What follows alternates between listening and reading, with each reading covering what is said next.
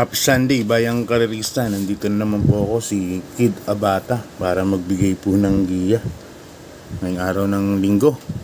Yung pinakaabangan na Silver Cup. Yan, gaganapin sa race number 4. Ang tanong, Big Lagoon, galing sa bakasyon, maganda yung barrier. May inam pa rin naman, maganda yung barrier niya. Tapos yun na nga, si Boss Emong siguro may chamba rin. Tapos yung batang kabayo na 3-year-old, nasabak na yung sa veterano. Tignan natin kung kakayanin yan. Jaguar, yan, nasa ni Jeff Sarate. So magandang laban po yan sa race number 4 yun. Tapos kamusta naman po yung pangangarera nyo kanina? Kaninang Sabado, Lamado, 1,500 lang po binigay ng winner take all. Talo sa puhunan. Pagka nagkalatkat ka talaga talo sa puhunan. Isang linggo na yatang puro Lamado na nanalo. So anyway, ganun talaga. Bawi na lang. Tingin ko Sunday, maraming runners, medyo magulo po yung karera na yan. At milya po karera lahat, 1,600 meters. So yung mga kabayong hindi sanay tumakbo sa ganyang distansya, 1,600 meters, malamang manibago. So expect natin na may mga dehado bukas. Sana makuha po natin. At yun nga, ang start ng karera alas 2 ng hapon, no? At may libreng bus, no? Naibigay ko sa inyo yung number ni Ma'am Carol dati, no? Check nyo na lang sa page ng MetroTurf yung number ni Ma'am Carol. So ayan, start na tayo. Race number 1, bayang karerista, class 3, 40 points to 46 points. Lahat po ng karera ang gaganapin 1,600 meters. So puro milya po ito. So start time nga natin 2 o'clock. Dito may 7 runners tayo sa race number 1. Ang pili ko po yung number 4, Open Billing. Yan, nasa ni Jackie Patti Ramos Dilema.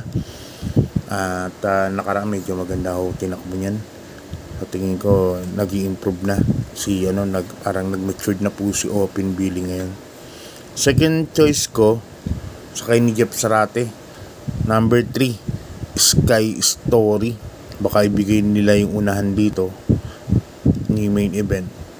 Yung main event kasi nakita ko mabilis kasi Agi daw no.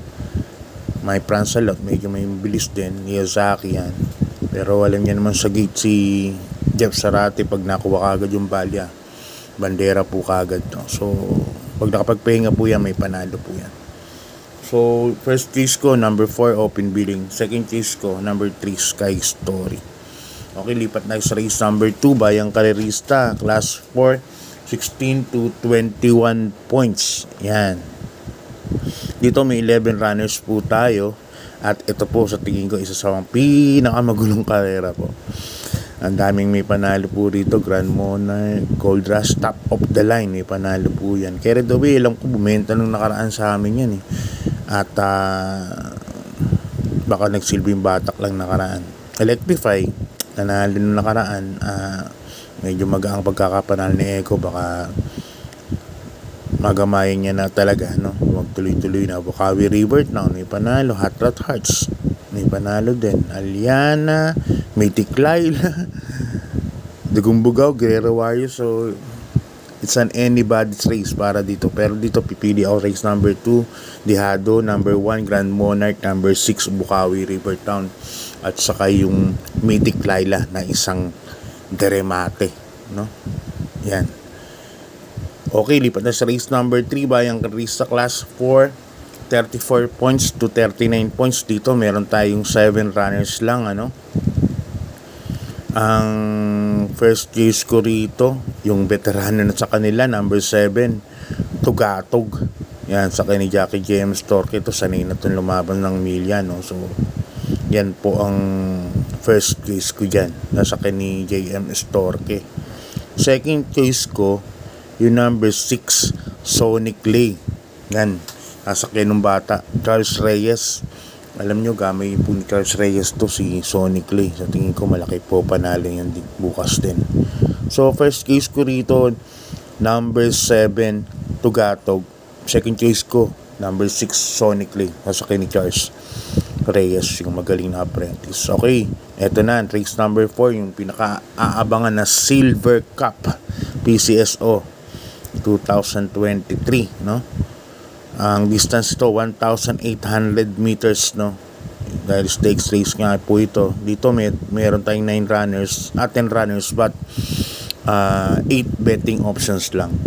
Yan, tumataginting na 4 million ang inallocate dito, no? 2.4 million sa first winner, second 800,000, third 400,000, fourth 200,000. So 120 and 80 respectively. First case ko, number 8, Jaguar. Yan, dyan ako. Tingin ko kaya niya to, Jaguar. Yan, at medyo ano na siya, matured na tong kabayo na to, kaya dito ako. Second case ko, syempre, number 3, Big Lagoon, John Alvin Guse. Gaganda rin po yung barrier niya, 139, 140 sa milya. So may improve pa. Si Boss Emong sana din makachambay, paborito kong kabayo. Baka isama ko na rin sa kaladkad yan, Boss Emong. Okay, lipat tayo sa race number 5, Bayang Karerista, class 5 points split. Mga placers po ng 5 to. At nakita nyo, may 12 runners po tayo dito. Medyo magulo po ito.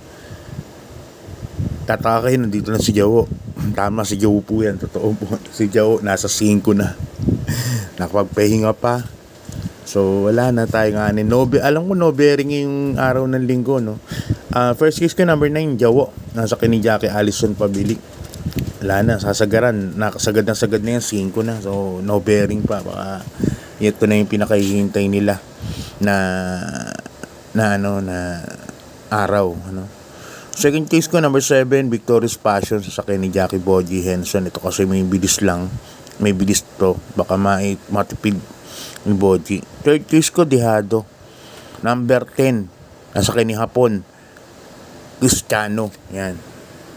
Okay, lipat tayo sa race number 6, Bayang Karerista, class 5, 11 points to 15 points. Yan, dito may 10 runners tayo.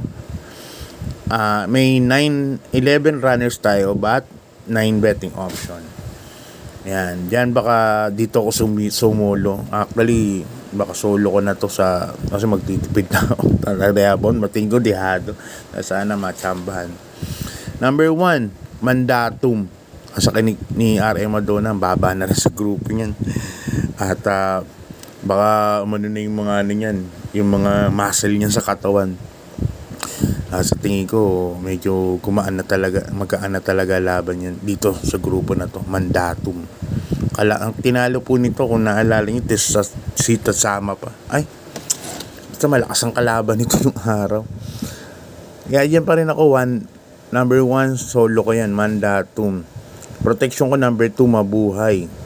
Yan, Mandatum, pabor pa yung distansya, milya, karera, isang diremating kabahay, mga pesto lang ni Ray Adona to, nasa Balya. Sa tingin ko, may paglalagyan sila. Sa akin, sa Tarsaligon tayo, susolohin ko na yung Mandatum. Protection, si Mabuhay, Borkas.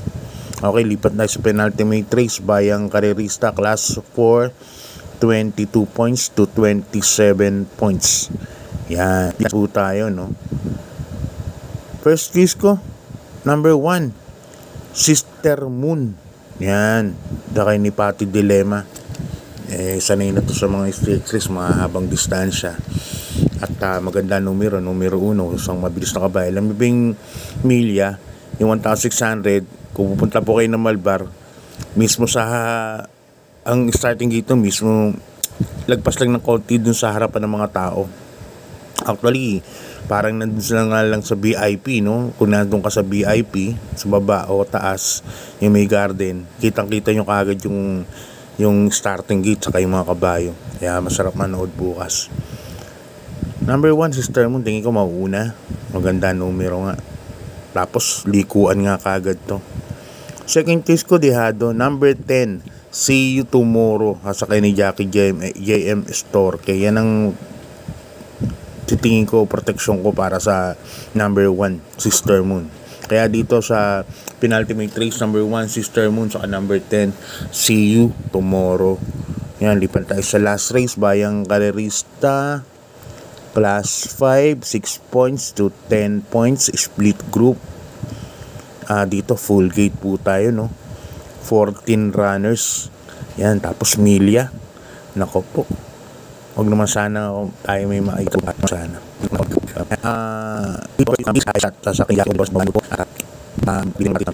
Second disco, number 3, Happy Magi. So sana, tingin ko laban naman to bukas. Yan, Happy Magi. Isang diremate din. Third case ko, isang masaya din, number 7, Happy Kid. Yan, nasakay ni Jackie Patti Ramos Dilema. Si Happy Kid, takbo lang, unang takbo yan. Kaya masarap din panoorin. Kaya ang pili ko para sa last race, number 8, iShot. Number 3, Happy Magi. Number 7, Happy Kid. Yan, Bayang Karerista, hanggang dito na lang. So, good luck po sa inyo. At puro llamado naman, siguro dun sa mga llamadista, siguradong nanalo. Congrats po. Congrats po sa inyong lahat. At on a sad note, condolence sa family Ong Tenko, family Ong, kamatay ni Burking. Yan, yung kaibigan po namin, tatay ng barkada ko. So yan, good luck po, God bless.